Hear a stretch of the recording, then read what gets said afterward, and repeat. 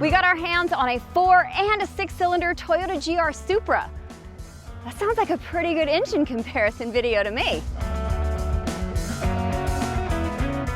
Just a quick note, the gear ratios on the 8-speed automatic are the same in both cars. So is the suspension setup and the steering ratios.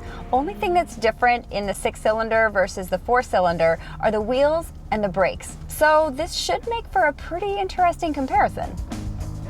Toyota goosed up the 3-liter inline-six under the hood. This sucker now squirts out 382 horsepower at 5,800 RPM. That's 47 more ponies than the previous model. You also get improved torque numbers too. 386 pound-feet instead of 365 to be specific. That extra juice works really nicely in your favor in low range shifting situations. You get max torque at 1,800 RPM. But is that extra oomph noticeable? Honestly, it is. I genuinely think the Supra delivers a solid sports car experience, and now that's just amplified. This engine is energetic and exciting. It has gravitas and feels confident and substantial from the driver's seat. With that wall of low-end torque, the Supra absolutely explodes out of turns, and that's even if you're not in the optimal gear. If you want to gun it on the highway, the twin-scroll turbo pretty much eliminates any lag. Power delivery feels smooth and continuous in upshifts. Man, if we thought the acceleration in the Supra before was bueno, now it's super bueno. The engine sounds great. Beamer-esque, yes, but still great. Sort of like if a Tasmanian devil swallowed a weed whacker, but in a good way. Honestly, this really is a fun pod on wheels. So now you expect me to get into a 4-cylinder car with less power.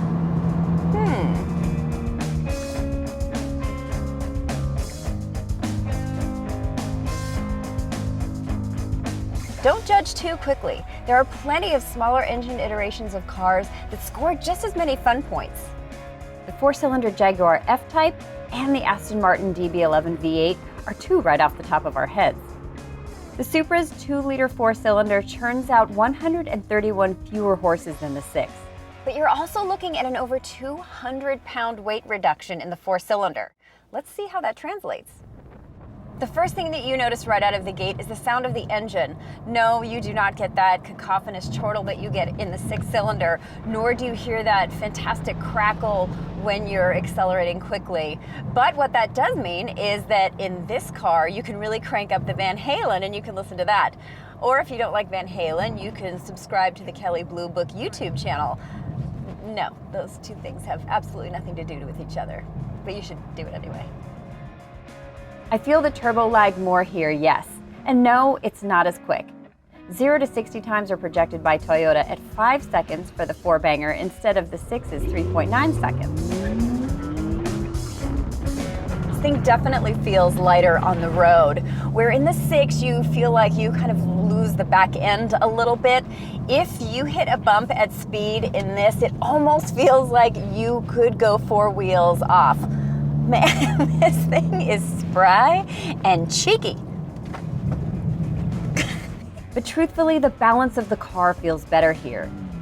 So the power to weight ratio is obviously better in the 6, but in the 4, you actually don't lose that much. It's pretty good. It feels like this car doesn't take itself as seriously as the 6. The one nitpick I have is even though you get max torque lower in the rev range on the 4, it doesn't feel quite as potent. I really think that the transmission should be retuned on this, where the 6 can kind of muscle its way through because it has that extra power. The 4 just doesn't deliver the juice. Man, this is where this car begs for a manual transmission. It still kicks butt, and you'll be paying less money for a rollicking good time.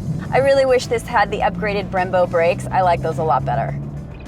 Not gonna lie, there are definitely things about the Supra I would change. I still think it looks like something only a mother could love, but you know what? If you buy one, you're the mama, so you'll love it. And there are a lot of people who really love this thing. But once you're behind the wheel, who's looking at the car anyway? With either engine, the Toyota GR Supra is a really fun driver. No, I can't tell. I think I might like the 4 better.